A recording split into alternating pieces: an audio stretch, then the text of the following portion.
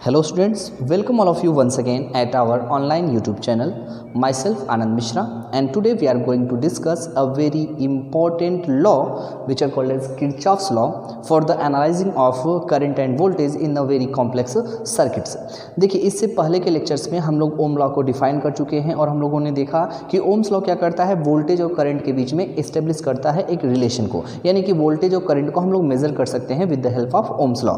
But आप लोग कुछ ऐसी सर्किट्स भी पाए होंगे जहां पर ओम का लॉ फॉलो नहीं करता है, and we also know that the Ohm's law is not a universal law. ये ओम्स लॉ जो है वो यूनिवर्सल लॉ है, यूनिवर्सल लॉ नहीं है। तो ये बहुत सारे ऐसे सर्किट्स हैं जहां पर ये फॉलो नहीं करता है, ओबे नहीं करता है। तो ऐसी सर्किट्स में करंट या वोल्टेज को डिफाइन करने के लिए या करंट वोल्टेज को हम लोगों को कैलकुलेट करने के लिए कुछ स्पेशल लॉ की जरूरत पड़ती है। तो आज हम लोग इसी को डिस्कस करने वाले हैं। Kirchhoff's law. किरचॉफ्स लॉ क्या है?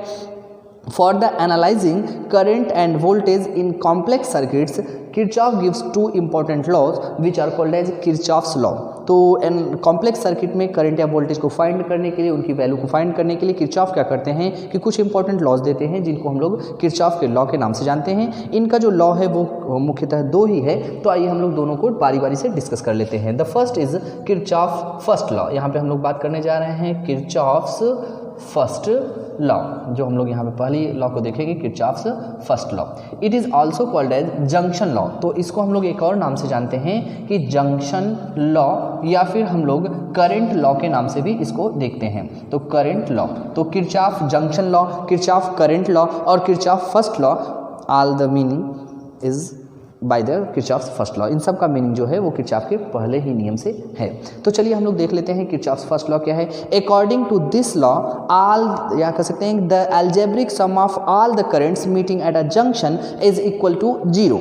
तो किरचॉफ के फर्स्ट लॉ में क्या कहते हैं कि the algebraic sum, because current is a scalar quantity, so कह रहे हैं कि the algebraic sum of all the currents meeting at a junction is equal to 0। It means that sigma I is equal to 0। तो किसी भी junction पर जितनी भी धाराएं मिल रही हैं, जितनी भी करंट्स मिल रही हैं, उन सब का जो अलजेब्रिक सम होगा वो कितना होगा? 0 होना चाहिए। That is Kirchhoff's first law. But the condition with the Kirchhoff's first law is that the currents coming towards the junction is taken with the positive sign, while those currents which leaving the junction are taken with the negative sign। यहाँ पे आप लोग Kirchhoff के first law को apply करने के लिए कुछ बातें हैं जो कि याद रखेंगे। उनमें से पहली बात यह है कि किरचॉफ के लॉ में जब आप अप्लाई करेंगे फर्स्ट लॉ को, तो याद रखेंगे कि जो करंट्स जंक्शन की ओर आएंगी उनको हम पॉजिटिव साइन के साथ, और जो करंट जंक्शन से दूर की ओर जाएंगी उनको हम नेगेटिव साइन के साथ लेंगे। तो आप यहाँ पूछ सकते हैं sir what do mean by junction? Junction क्या होता है? तो हम लोग कह सकते हैं कि those point at which many currents are meted are called as junction. जिस पॉइंट पर बहुत सारी ब्रांचेस या बहुत सारी करंट्स मीट कर रही हों, मिल रही हों, उनको हम लोग बोलते हैं जंक्शंस। तो यहाँ पे आप लोग इसको, इसमें जंक्शन फॉर्म करता है इसलिए जंक्शन लॉ बोलते हैं, और जो कि ये करंट के लिए है इसलिए हम लोग इसको करंट लॉ भी कहते हैं। Let us explain this law with the example. तो हम लोग क्या करते हैं कि इस लॉ को एग्जांपल के हेल्प से समझते हैं। चलिए, let us suppose we have 5 currents meeting at a junction. मान लेते हैं हमारे पास 5 करंट है जो किसी जंक्शन पर मिल रही है। In which current I1, I2 and I3 are the incoming current. मान लेते हैं कि ये करंट I1, I2 और I3 जो है वो इनकमिंग करंट है, and the current I4 and I5 is outgoing current. और मान लेते हैं कि जो जंक्शन O पर यहाँ पे 5 करंट मिल रही हैं, इनमें से 3 I1, I2, I3 incoming current है, जबकि I4 और I5 जो है वो आउटगोइंग करंट है। तो अप्लाइंग किरचॉफ्स लॉ, यहाँ पे हम लोग कह सकते हैं कि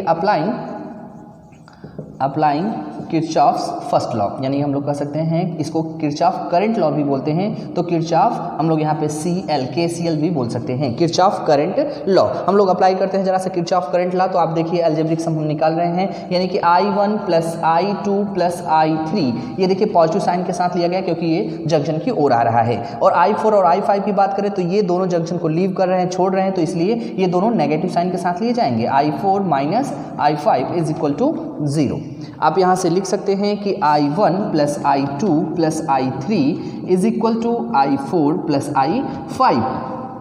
तो जो यहाँ पे रिजल्ट निकल करके आ रहा है वो हमारे पास आ रहा है I1 + I2 + I3 = I4 + I5 विच डिनोट्स, जो डिनोट करता है, किसको डिनोट करता है कि the incoming current towards junction is equal to the outgoing current from the junction. तो आप देख सकते हैं कि जंक्शन की ओर जितनी धारा आएगी उतनी ही धारा जंक्शन से दूर जाएगी। मतलब हम लोग कह सकते हैं कि incoming current is equal to the outgoing current. यहाँ पे आप लिख सकते हैं कि इनकमिंग करंट, यहाँ पे हम लिख सकते हैं कि incoming current is equal to outgoing current, outgoing current. तो हम लोग लिख सकते हैं कि जो इनकमिंग करंट है वो आउटगोइंग करंट के बराबर है, यानी कि जितना चार्ज जंक्शन पे आ रहा है उतना ही चार्ज जंक्शन से लीव कर रहा है। तो this law is also called as conservation of electric charge. तो इस लॉ को हम लोग बोल सकते हैं, क्या कह सकते हैं कि this law is the conservation of electric charge. तो आप लोग इसको याद रखेंगे कि दिस लॉ, ये लॉ जो है, दिस लॉ इज कंजर्वेशन, ये कह सकते हैं कि this law states that the conservation, या कह लेते हैं this law states conservation of charge. ये लॉ जो है वो कंजर्वेशन किसको दिखाता है, कंजर्वेशन ऑफ चार्ज को रिप्रेजेंट कर रहा है। तो this is Kirchhoff's first law. तो ये तो किरचॉफ का फर्स्ट लॉ है। Now we are going to describe the second law, that is Kirchhoff's second law. तो अब हम लोग किरचॉफ के सेकेंड लॉ को देख लेते हैं। किरचॉफ सेकेंड लॉ, और it is also called as close mesh law. तो इसको हम लोग क्लोज मेश लॉ के नाम से जानते हैं, या क्लोज लूप लॉ के नाम से जानते हैं, या फिर हम लोग किरचॉफ्स वोल्टेज लॉ के नाम से भी इसको जानते हैं। तो चलिए देख लेते हैं किरचॉफ्स क्लोज मेश लॉ क्या है, या किरचॉफ सेकेंड लॉ क्या है। अकॉर्डिंग टू दिस लॉ, देखिए ये मेश के लिए है, यानी कि क्लोज सर्किट के लिए है, तो आप लोग इसमें क्लोज सर्किट कहना नहीं भूलेंगे। तो हम लोग कह सकते हैं कि according to this law in a close loop और क्लोज मेश और close circuit the algebraic sum of all the potential differences across the each element is equal to 0। तो इनके अकॉर्डिंग क्या है कि किसी क्लोज परिपथ में जितने भी एलिमेंट आपने यूज किया है, जैसे इलेक्ट्रिक एलिमेंट, जैसे आपने सेल यूज किया है, बैटरी यूज किया है, कैपेसिटर यूज किया है, रजिस्टर यूज किया है, तो इंडक्टर, या फिर हम लोग मान लेते हैं बहुत सारे कंपोनेंट यूज किए हैं। तो जितने भी कंपोनेंट आप यूज किए हैं उनके सिरों के बीच में जितना पोटेंशियल डिफरेंस होगा, अगर उन सभी को निकाल करके हम ऐड करते चले जाएं, यानी अलजेब्रिक सम निकालें, तो उनका जो रिजल्ट है किसी भी क्लोज सर्किट में के लिए वो 0 हमको मिलेगा। एक बार फिर सुन लीजिए, according to this law in a close circuit the algebraic sum of all the potential differences across the each element of the circuit is equal to 0, that is sigma v is equal to 0। इसका मतलब हम लोग लिख सकते हैं कि sigma v is equal to 0। जितने भी पोटेंशियल डिफरेंस हैं किसी क्लोज सर्किट में, उनका जो सम आएगा वो कितना होगा, 0 होगा यहाँ पे। But there are some conditions with the Kirchhoff's second law. यहाँ पे किरचॉफ के सेकेंड लॉ के साथ कुछ कंडीशंस भी हैं जिनको हम लोग डिस्कस करेंगे। चलिए आइए देख लेते हैं। यहाँ पे हम लोग नोट करके या फिर आप लोग कंडीशंस करके यहाँ पे लिख भी सकते हैं। द फर्स्ट कंडीशन, यहाँ पे हम पहले कंडीशन की बात कर रहे हैं। तो if the given element is register, अगर हम लोग रजिस्टर के साथ बात करें, मान लीजिए कि आपका जो क्लोज सर्किट है उसमें रजिस्टर आ रहे हैं, तो क्या होगा। चलिए आइए देख लेते हैं। लेट सपोज मान लेते हैं हमारे पास ये सर्किट है और जिसमें क्या है कि कोई रजिस्टर यहाँ पे मिल रहा है and the current is flowing in this direction. मान लेते हैं करंट इस डायरेक्शन में चल रहा है। तो जब हम क्लोज मेश लॉ में किसी भी साइड में, देखिए क्लोज मेश लॉ में क्या होता है कि हमको चलना होता है या तो क्लॉकवाइज या तो एंटी क्लॉकवाइज। तो याद रखिएगा क्लॉकवाइज या एंटी क्लॉकवाइज चलने के समय अगर हम लोग मतलब कि हम लोग अगर करंट के डायरेक्शन में चलते हैं तो in the direction of current the potential difference across the resistor is taken with the negative sign. आप याद रखेंगे कि अगर हम रजिस्टर में करंट के डायरेक्शन में चल रहे हैं तो इस रजिस्टर के सिरों के बीच में जो पोटेंशियल डिफरेंस आएगा, आप लोग जानते हैं कितना आएगा कि V is equal to I R. तो ये जो लिया जाएगा विद द नेगेटिव साइन लिया जाएगा, यानी कि जो आई आर का प्रोडक्ट होगा वो नेगेटिव लिया जाएगा, V is equal to minus I R. And if we move in opposite direction of current, then the potential difference across the resistor is taken with the positive sign, that is V is equal to plus IR। तो आप लोग register के लिए याद रखिएगा कि circuit में चलने के दौरान अगर आप लोग जो है करंट के डायरेक्शन में चल रहे हैं तो जो पोटेंशियल इसके सिरों के बीच में आएगा वो नेगेटिव लिया जाएगा, वाइल अगर हम लोग करंट के अपोजिट डायरेक्शन में चलेंगे तो जो पोटेंशियल डिफरेंस आएगा इसके सिरों के बीच में वो पॉजिटिव कंसीडर किया जाएगा। चलिए हम सेकेंड की बात कर लेते हैं। सेकेंड यहाँ पे हम लोग देख लेते हैं कंडेंसर या कैपेसिटर। आप लोग पढ़े होंगे कैपेसिटर। तो अगर मान लीजिए कि सर्किट में कैपेसिटर आ रहे हैं तब आप लोग क्या देखेंगे, चलिए आइए देख लेते हैं। लेट सपोज अ कैपेसिटर, मान लेते हैं कि कोई कैपेसिटर है यहाँ पे जिसका ये पॉजिटिव ये नेगेटिव प्लेट है। आप लोग जानते हैं कि कैपेसिटर में जो करंट फ्लो होता है वो किधर से किधर, पॉजिटिव टू नेगेटिव। तो यहाँ पे आप लोग देखेंगे कि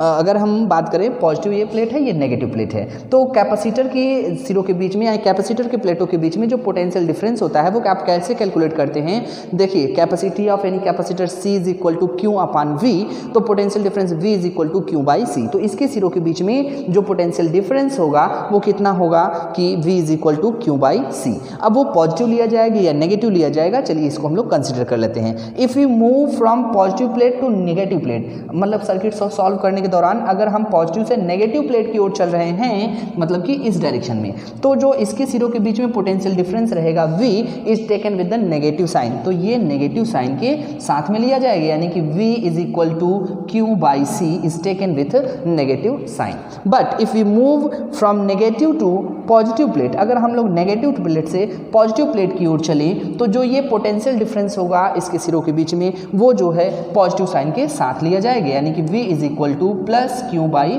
C कंसिडर किया जाएगा। तो आप लोग इन दोनों बातों को याद रखेंगे कि अगर रजिस्टर में हम लोग करंट के डायरेक्शन चलेंगे तो जो वोल्टेज होगा वो नेगेटिव, और अगर करंट के अपोजिट डायरेक्शन चलेंगे तो वोल्टेज पॉजिटिव। और अगर हम कैपेसिटर हमारा यूज हुआ है तो हम लोग अगर पॉजिटिव प्लेट से नेगेटिव प्लेट की ओर चलेंगे तो पोटेंशियल डिफरेंस जो होगा वो नेगेटिव, और अगर नेगेटिव प्लेट से पॉजिटिव प्लेट की ओर चल रहे हैं तो जो पोटेंशियल डिफरेंस होगा वो पॉजिटिव कंसीडर किया जाएगा। यहाँ पे हम तीसरे फैक्ट की बात कर लेते हैं। अगर मान लीजिए यहाँ पे हम देख रहे हैं तीसरा फैक्ट, अगर मान लीजिए आपको सर्किट में कोई सेल मिल जाए, बैटरी मिल जाए, मान लेते हैं कि this is cell denoted by E, इसका जो ईएमएफ होता है आप लोग जानते हैं कि इसको हम लोग ई से डिनोट करते हैं। तो मान लीजिए कि कोई सेल या बैटरी अगर आपको मिल रही है सर्किट में जिसका आप लोग जानते हैं कि पॉजिटिव और नेगेटिव टर्मिनल होता है, तो अगर हम लोग पॉजिटिव से नेगेटिव टर्मिनल की ओर चल रहे हैं, if in time of solving the circuit we move from positive to negative plate, then the potential difference across the plate that is V is taken with the negative sign, तो हम लोग V को क्या लेंगे कि minus लेंगे। और अगर हम लोग इसके नेगेटिव से पॉजिटिव प्लेट की ओर चलेंगे then V is taken with the positive sign that is B is equal to plus E consider किया जाएगा। यहाँ पे फोर्थ इंपॉर्टेंट बात की कर लेते हैं। तो यहाँ पे फोर्थ इंपॉर्टेंट बात है इंडक्टर के लिए, ये तो आपका सेल के लिए रहा, तीसरा जो है वो सेल के लिए रहा। और अगर हम लोग यहाँ पे बात करें फोर्थ, तो ये है इंडक्टर के लिए, तो हम लोग यहाँ पे लिख सकते हैं कि फॉर इंडक्टर। अब देखिए इंडक्टर क्या होता है कि जो सर्किट में आप कॉइल लगाते हैं उसको हम लोग इंडक्टर बोलते हैं। तो अगर किसी भी इंडक्टर का जो इंडक्टेंस होता है वो यल होता है। आप लोग आगे के चैप्टर्स में जब आप इलेक्ट्रिक करंट को डिस्कस करेंगे तो वहाँ पे आपको इंडक्टर पढ़ाया जाएगा। फिलहाल आप लोग जान लीजिए कि इंडक्टर जो होता है, कॉइल जो होती है, उसके सिरों के बीच में जो पोटेंशियल डिफरेंस V आता है वो आता है L। यल जहाँ पे क्या होता है, इसका इंडक्टेंस होता है कॉइल का। तो मान लेते हैं कि हमारे पास कोई इंडक्टर है, ये कॉइल है और इसका इंडक्टेंस जो है वो L है होता है। तो इसके सिरों के बीच में जो पोटेंशियल डिफरेंस आता है V, वो आता है L di अपॉन dt आता है। अब वो कब पॉजिटिव लिया जाएगा और कब नेगेटिव लिया जाएगा यही आपको कंसीडर करना है। तो when we moving in the direction of current then the potential difference across the inductor is taken with negative that is minus L di upon dt. But if we moving in opposite direction of current then the potential difference across the inductor is taken with the positive that is B is equal to plus L di upon dt। तो इस बातों को आप लोग याद रखेंगे कि Kirchhoff का, देखिए किरचॉफ फर्स्ट और सेकेंड लॉ तो बहुत इजी हैं, यानी कि हम लोग फर्स्ट लॉ के लिए लिख सकते हैं sigma I is equal to 0 और सेकेंड लॉ के लिए लिख सकते हैं sigma V is equal to 0। लेकिन किरचॉफ के लॉ को अप्लाई करने के लिए कुछ कंडीशंस हैं, इन कंडीशंस को आप लोग याद रखेंगे। फर्स्ट लॉ में कंडीशन है कि जो जंक्शन की ओर करंट आएगी वो पॉजिटिव और जो जंक्शन से दूर जाएगी करंट वो नेगेटिव ली जाएगी। और सेकेंड लॉ में भी कुछ कंडीशंस हैं जो आपको यहाँ पे नंबर फर्स्ट, सेकेंड, थर्ड और फोर्थ करके दिखाया गया है कि कब हम वोल्टेज को यानी कि पोटेंशियल डिफरेंस को पॉजिटिव लेंगे और कब नेगेटिव लेंगे। तो आप लोग यहाँ पे 4 फैक्ट को याद रखेंगे, रजिस्टर के लिए, कैपेसिटर के लिए, सेल के लिए और किसी दिए गए इंडक्टर के लिए। आप लोग इन बातों को याद रखेंगे। And the most important fact about the Kirchhoff second law is that it is statement of conservation of electric energy. तो आप लोग याद रखेंगे कि जो सेकेंड लॉ है वो कंजर्वेशन को दिखाता है इलेक्ट्रिक एनर्जी के, जबकि जो फर्स्ट लॉ है आपका वो कंजर्वेशन ऑफ इलेक्ट्रिक चार्ज को रिप्रेजेंट करता है। तो that's all about the Kirchhoff's law. उम्मीद करते हैं आपको ये दोनों लॉ समझ में आए होंगे। तो अब हम लोग क्या करते हैं कि इस लॉ को विथ एग्जाम्पल एक्सप्रेस करते हैं। आप लोगों को पूछा जाता है जब भी एग्जाम में, तो वहाँ पे करता जाता है कि एक्सप्लेन किरचॉफ फर्स्ट और second law with some example. तो ये एग्जाम्पल के साथ आपसे पूछा जाता है। तो चलिए हम लोग इसको एग्जाम्पल के साथ में देख लेते हैं। तो यहाँ पे कोई एग्जाम्पल हम लोग ले लेते हैं। लेट अस सपोज अ क्लोज मेश, मान लेते हैं यहाँ पे किरचॉफ का क्लोज लॉ को हम लोग अप्लाई कर रहे हैं। तो एग्जांपल में हम लोग क्या लेते हैं, एक क्लोज लॉ, यहाँ पे क्लोज हम लोग बंद यहाँ पे परिपथ ले लेते हैं, जिसमें क्या है कि कुछ रजिस्टर लगाए गए हैं। Late us suppose this is, यहाँ पे मान लेते हैं ये सेल आपका E1 है, और इसी तरीके से यहाँ पे जो सेल लगाया गया, मान लेते हैं ये यहाँ पे जो सेल दूसरा लगाया गया वो E2 है, इसका EMF E2 है, और यहाँ पे जो रजिस्टर है मान लेते हैं ये R2 है, ये मान लेते हैं R1 है, ये R2 है, और ये यहाँ पे जो रजिस्टर है इसको मान लेते हैं हम लोग कि ये R3 है। तो यहाँ पे आप देख रहे हैं कि एक क्लोज मेश बन रहा है, क्लोज लूप बन रहा है। ये रजिस्टर को हम लोग नाम देते हैं R3 दे देते हैं, E1, E2 और R1, R2, R3। ये कोई क्लोज लूप है। अगर आप इसको नेम देना चाहें तो आप दे सकते हैं A, B, C, D and E, F, ये आपका लॉ हो गया। तो हम लोग क्या करेंगे, इसमें किरचॉफ क्लोज यहाँ पे लॉ को अप्लाई करेंगे। तो हम लोग यहाँ पे लिख सकते हैं कि अप्लाइंग, चलिए आइए देख लेते हैं, अप्लाइंग किरचॉफ वोल्टेज लॉ। तो हम लोग कैसा करेंगे, इसमें किरचॉफ वोल्टेज लॉ को अप्लाई करेंगे। किस में लॉ करेंगे, अप्लाई करेंगे, बारी बारी से लॉ में अप्लाई करेंगे। ये देखिए आपका एक क्लोज लूप है ABDCA, एक क्लोज लूप ये बन रहा है, दूसरा क्लोज लूप बन रहा है CDFEC। तो ये दोनों क्लोज लूप बन रहे हैं, इनमें अलग अलग से किरचॉफ के लॉ लगेंगे। Let suppose this is loop first, ये मान लेते हैं कि हमारे पास लूप फर्स्ट है, और ये मान लेते हैं कि लूप सेकंड है। अब देखिए आप इसके लिए फ्री होते हैं कि आप चाहे क्लॉकवाइज चल सकते हैं या तो फिर एंटी क्लॉकवाइज डायरेक्शन में भी मूव कर सकते हैं। ये आपके ऊपर है, आप जैसे भी लेना चाहें, बस आप लोग इनके जो कंडीशंस हैं उनको याद रखेंगे। तो चलिए हम लोग क्या करते हैं, अप्लाई करते हैं Kirchhoff, applying KVL in loop first. चलिए हम लोग पहले क्या देखते हैं कि इन लूप फर्स्ट, हम लोग लूप फर्स्ट में किरचॉफ का लॉ लगाते हैं। चलिए अगर लूप फर्स्ट में किरचॉफ के लॉ को लगाया जाए तो लूप फर्स्ट में चलिए स्टार्ट करते हैं। तो देखिए हम करंट, अच्छा पहले तो हमको क्या करना होगा कि करंट के डायरेक्शन, हमको पहले करंट का डायरेक्शन फाइंड करना होगा। तो करंट का डायरेक्शन आप कैसे फाइंड करेंगे, देखिए E1 है, तो आप लोगों को पता है कि करंट जब भी होता है फ्लो तो वो पॉजिटिव टू नेगेटिव टर्मिनल होता है, यानी पॉजिटिव टर्मिनल से करंट लीव यहाँ पे निकलेगा और नेगेटिव करंट पे नेगेटिव टर्मिनल पे इंटर करेगा। और सेल के लिए जो सबसे इंपॉर्टेंट बात है वो आप ये याद रखिएगा कि सेल के पॉजिटिव टर्मिनल से जितनी करंट निकलेगी उतनी ही करंट नेगेटिव टर्मिनल पे इंटर करेगी। इस बात को हमेशा याद रख करके तभी आप करंट का डिवीजन करेंगे। तो चलिए आइए देख लेते हैं, यहाँ पे सेल E1 है, तो let suppose it supply the current of amount I1, मान लेते हैं कि I1 करंट के अमाउंट को सप्लाई कर रहा है। And this is cell E2 which supply the amount of current I2, मान लेते हैं कि ये जो सेल है E2 ये I2 अमाउंट की करंट को क्या कर रहा है, सप्लाई कर रहा है। तो these two currents are meeting at the junction C, वो दोनों करंट कहाँ पे मिल रही हैं, जंक्शन C पे मिल रही हैं। तो यहाँ पर आप देखेंगे I1 करंट आ रही है, I2 करंट आ रही है, तो इसमें करंट जाएगी, कितनी जाएगी, आपने कहा है कि किरचॉफ के फर्स्ट लॉ के according the incoming current is equal to the outgoing current. जो आउटगोइंग करंट होता है वो इनकमिंग करंट के इक्वल होता है। तो इधर से I1 आया, इधर से I2 आया, तो सिंपल सी बात है इसमें करंट जाएगा I1 प्लस I2, ये ऐसे यहाँ पे सप्लाई होगा I1 प्लस I2।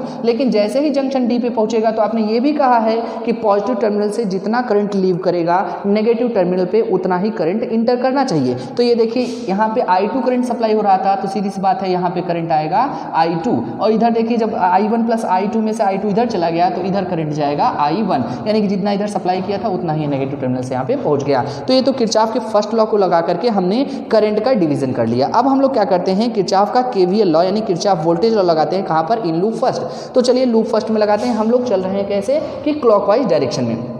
सबसे पहले रेजिस्टेंस मिलेगा, और देखिए करंट इस डायरेक्शन में फ्लो कर रहा है, लेकिन हम कैसे चल रहे हैं, क्लॉकवाइज चल रहे हैं, यानी कि करंट के अपोजिट डायरेक्शन में। तो अगर हम करंट के अपोजिट डायरेक्शन में चलेंगे तो I और R का जो मल्टीप्लिकेशन होगा वो पॉजिटिव लिया जाएगा in the opposite direction of current. तो हम लोग कितना लिख सकते हैं कि I1 R1 ये टेकन पॉजिटिव, ये इसको पॉजिटिव लिया जाएगा क्योंकि करंट के अपोजिट डायरेक्शन में है। अगर हम सेल पे आते हैं तो देखिए इसके सिरों के बीच पोटेंशियल डिफरेंस I1 R1 हो गया, इसके सिरों के बीच पोटेंशियल डिफरेंस कितना है, E1 है, लेकिन हम पॉजिटिव से नेगेटिव प्लेट की ओर चल रहे हैं, इसलिए इसको लेंगे नेगेटिव, यानी कि माइनस E1 लेंगे।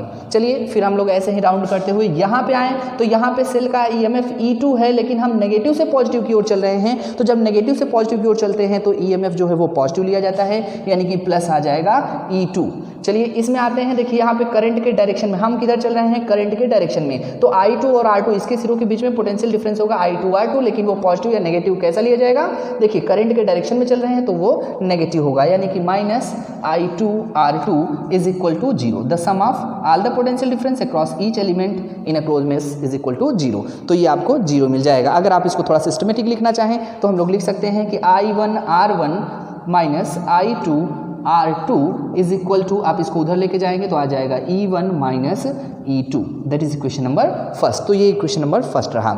इसी तरीके से हम लोग क्या करते हैं कि इन लूप सेकेंड, अगर हम लोग लूप सेकेंड में अप्लाई करें किसको, KVL लॉ को। चलिए आइए देखिए इन लूप सेकेंड की बात कर लेते हैं। तो लूप सेकेंड, अब आप देख रहे हैं लूप सेकेंड क्या है, CDFEC, तो ये लूप सेकेंड में हम लोग किरचॉफ का सेकेंड लॉ अप्लाई करते हैं। चलिए सबसे पहले अगर हम इस रजिस्टर की बात कर लें तो I2 R2 इसके सिरों के बीच का वोल्टेज है I2 R2, लेकिन देखिए करंट के अपोजिट डायरेक्शन में हम क्लॉकवाइज चल रहे हैं। आप पूछ सकते हैं कि सर क्या हम क्लॉकवाइज नहीं, एंटी क्लॉकवाइज नहीं चल सकते, तो आप चल सकते हैं, फ्री हैं, लेकिन आप रूल को फॉलो करेंगे। मतलब रूल क्या है कि करंट के डायरेक्शन में नेगेटिव और करंट के अपोजिट डायरेक्शन वोल्टेज पॉजिटिव लिया जाता है। तो चलिए आइए देखिए करंट के अपोजिट हम चल रहे हैं, मतलब कि देखिए करंट तो इधर चल रही है लेकिन हम कैसे चल रहे हैं, क्लॉकवाइज, तो यानी कि I2 R2 जो होगा वो कैसा लिया जाएगा, पॉजिटिव। ये रहा I2 R2, ये पॉजिटिव लिया जाएगा, आप चाहे पॉजिटिव को लिखें और चाहे न लिखें यहाँ पे। तो ये रहा इसके सिरों के बीच। अगर हम E2 की बात कर लें तो E2 में हम किधर चल रहे हैं, क्लॉकवाइज, यानी कि पॉजिटिव से नेगेटिव प्लेट की ओर, तो ये लिया जाएगा माइनस, यानी कि माइनस E2। चलिए अब यहाँ पे आते हैं, देखिए करंट आपका इधर जा रहा है, करंट कितना जा रहा है, I1 प्लस I2 इस डायरेक्शन जा रहा है, और हम कैसे चल रहे हैं, क्लॉकवाइज, यानी कि करंट के अपोजिट डायरेक्शन में चल रहे हैं। तो इसके सिरों के बीच जो वोल्टेज है वो लिया जाएगा पॉजिटिव, और पॉजिटिव इसके सिरों के बीच वोल्टेज कितना है, करंट है I1 I2 और रेजिस्टेंस R3, तो दोनों का प्रोडक्ट ही वोल्टेज होता है, तो ये लिया जाएगा प्लस I1 प्लस I2, और यहाँ पे हम लिखेंगे R3। तो ये इसके सिरों के बीच में पोटेंशियल डिफरेंस रहा, तो ये सारे एलिमेंट हो गए, इज इक्वल टू हम लोग क्या कहेंगे, 0। चलिए इसको हम लोग सॉल्व कर लेते हैं, जरा सॉल्व करेंगे तो क्या आएगा, I2 R2, और यहाँ पे लिख सकते हैं plus I1 R3 plus I2 R3 is equal to, आप माइनस E2 को उस तरफ ले जाएंगे तो ये प्लस हो जाएगा E2। इसको बनाते हैं इक्वेशन नंबर सेकंड। तो ये देखिए अभी तो ये एग्जाम्पल था, तो हमने लूप फर्स्ट और सेकंड में इसके एग्जाम्पल की मदद से समझा। अब जरा से देखिए इसमें क्या होता है कि सर्किट्स में आपको सेल का EMF दिया रहता है, रेजिस्टेंस दिया रहता है, तो आपसे करंट का अमाउंट पूछा जा सकता है, या फिर करंट दिया रहेगा तो रेजिस्टेंस की वैल्यू पूछी जा सकती है। तो इसमें से कुछ नोन रहेंगे, तो इन दोनों इक्वेशंस की मदद से हम लोग करंट का, वोल्टेज का, या EMF का, या रजिस्टर की वैल्यू फाइंड कर सकते हैं। तो किसी भी कॉम्प्लेक्स सर्किट में हमने देखा कि किरचॉफ के लॉ से कैसे हम करंट और वोल्टेज की वैल्यू को फाइंड करते हैं। उम्मीद करते हैं कि किरचॉफ के लॉ आपको समझ में आया होगा। Thanks for watching and I really appreciate your time.